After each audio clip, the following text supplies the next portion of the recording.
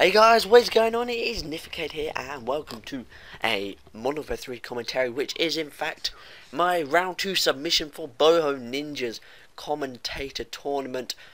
And I'd first of all like to start off by saying thank you all so much for whoever voted for me in round 1 of the tournament. It really did make me smile, and me and VT Deagle did both get through in through to round 2, which is really great. I like how Boho Ninja did do that.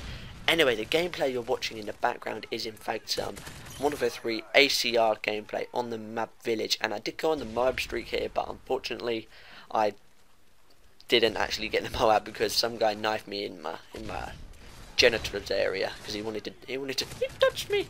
And yeah, so that might be quite entertaining for you to watch, as I do pick up a few weapons and just should be quite fun.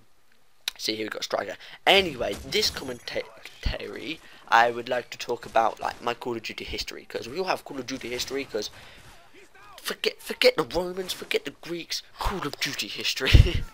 I should really stop talking now. But anyway, my Call of Duty history, and you guys probably will rage at me for this, just because I didn't start playing Call of Duty at COD 4 days when you guys probably all did. I started playing Modern Warfare 2 days, because I really had no idea that a thing called Call of Duty existed until my sister, in fact, pointed out to my mum that she could get Call of Duty for me. I'm like, what is this Call of Duty you speak of?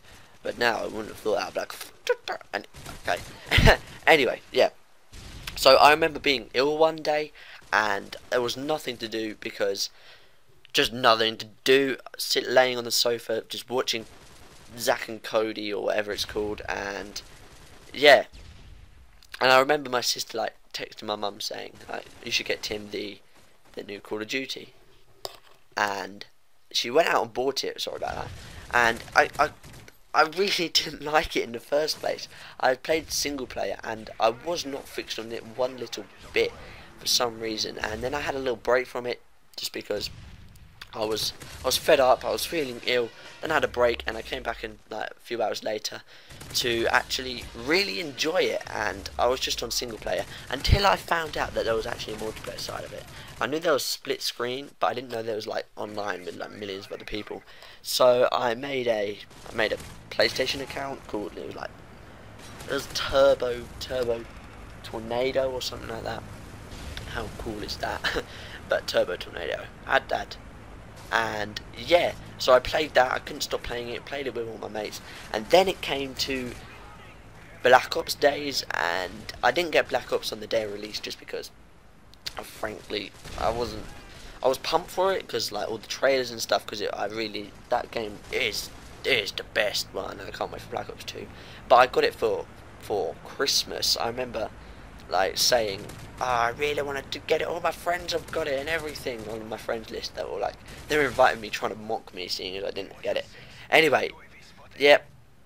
And then Modern Warfare 3 days came out, and I got that on the day of release because I'm feeling so epic now. So I pretty much can hopefully get all the Call of Duties on the day of release in the future to come. And Modern Warfare 3, I'm pretty enjoying it at the moment, even though it's July the 13th as of when I'm recording this. Don't know when this will be released on Boho Ninja's awesome channel, but I'm just getting the day out there, man. It's like when you find like newspaper up a chimney or something, like the chimney was built in 1843. I've gone off topic here, but yeah, so that's pretty much my Call of Duty history. Unfortunately, I have played COD 4, but I played it around a friend's house, and I really do enjoy it. It's probably the best Call of Duty if I was to get into it, because Black Ops was pretty much the first game I really got into, because I got to like prestige 14 on that, and I really couldn't be bothered to prestige to 15 because I had like gold guns and shit like that. So, and like Modern Warfare 2 before Black Ops came out, I was like prestige 4 or something like that. On Modern Warfare 3 I'm currently no prestige because I've changed accounts so many times. But this is going to have to be the end of the video, because unfortunately the gameplay is over because I was host migration. So you're randomly seeing a smiley face on the screen now or something along those lines. So thank you very much for watching. I'll be sure to see you later. Goodbye. What's going on, guys? My name is Michael, aka Guided Truth, and I want to start off this video by saying this is for the Bowhand Ninjas commentary tournament. And so some of the parts are sped up in this video because the requirements were it to be 5 minutes long, and I just didn't want to really go over that time limit because I didn't want to look like I was giving myself an advantage over everyone else. So some parts in this video will be sped up and others will be slowed down. And so anyway, and yeah, whenever I sped up the commentary, for some reason the audio just sounded retarded, so I put in some music. Hopefully it's epic, you know, kind of think of like a warrior going into battle, and then towards the end of it, you know, the aftermath, and I don't know, it just sounded pretty awesome. So we'll see how all this ends up together. But anyways, I just want to say thank you to everyone that participated in the tournament, like leaving comments and voted for me and all that kind of good stuff. I really hate that I'm actually up against TheNificated this round. That guy is a really great commentator, and we'll just see what happens. I hate the way it turned out, but eventually at some point, if we both went on, we'd have to face each other sooner or later. But so I guess it might as well be sooner than later. But anyways, to go into my topic, I started something on my channel called Guided Truth, and it's where I talk about either a quote or maybe like a problem going on in the real world, and I attempt to either like give a solution to that problem or I talk about the quote itself. And I just did a quote on one of my videos, and a lot of people really enjoyed it, so I want to bring that same quote to you guys, a different audience, because I just been getting incredible responses, and I really just want to bring this quote to you guys because you guys are really going to enjoy this as well. The quote of the video is, "God does not call the qualified, he qualifies those he calls." And what that means to you guys is this: say maybe you want to go out for the basketball team, or maybe you want to be a better Call of Duty player or a better commentator, and you just don't think you can do it.